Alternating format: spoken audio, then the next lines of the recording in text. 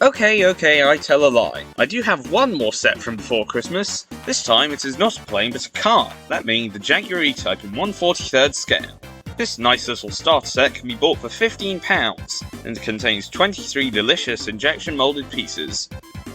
Don't actually eat them. I find it weird that a smaller set than the Spitfire, which is arguably more popular and famous as an airfix kit, is priced higher than it by £3, but maybe that's just because this E-Type is a brand new tooling and as such is priced more due to its newness.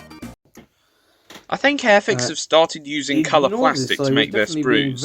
I imagine this is because it's cheaper than the white stuff, but maybe it also just looks nice. There also doesn't seem to be any shroud going around the edge of the sprue. Pretty neat. I personally found that the main bits could have also done with being on a sprue, as that would have allowed me more support when painting them, but I do still see why they didn't attach them to a sprue. Some people don't want to have to deal with the struts and flash sticking off of their nice kit, or worse, scratches. I was somewhat able to keep things in place with some gaffer tape, though.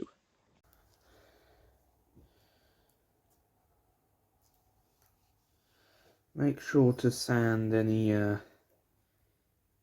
extra sprue bits and flash off of your bits. It will make them look nice, believe it or not.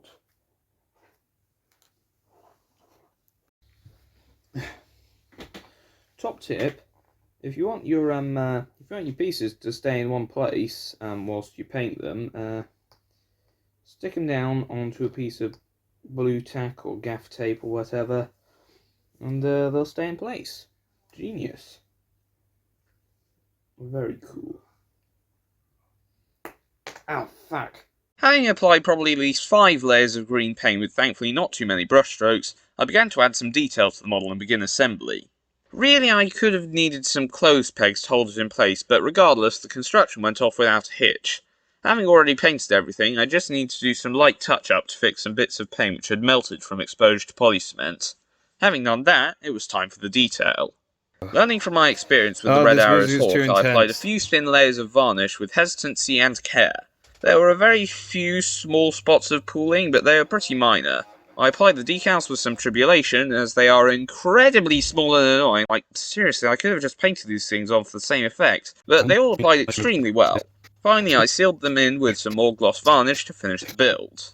The final result, in my opinion, looks really good. I was annoyed that even after like 8 coats of varnish, the surface wasn't perfect, as there was an annoying amount of dust that had just deposited on it due to my room being full of the stuff just floating around, but it still looks great. The axles, slightly annoyingly, still wound up, seized up, despite not applying any glue to them, but it isn't like I'm going to be moving this around a lot, it's only got to sit on my shelf looking sharp. But besides those small issues, this has been a great build, as you would expect from a newly tooled kit. Maybe a bit expensive, but very satisfying. And with that, I'll be seeing you all next time. Merry Christmas, and a Happy New Year. Bye!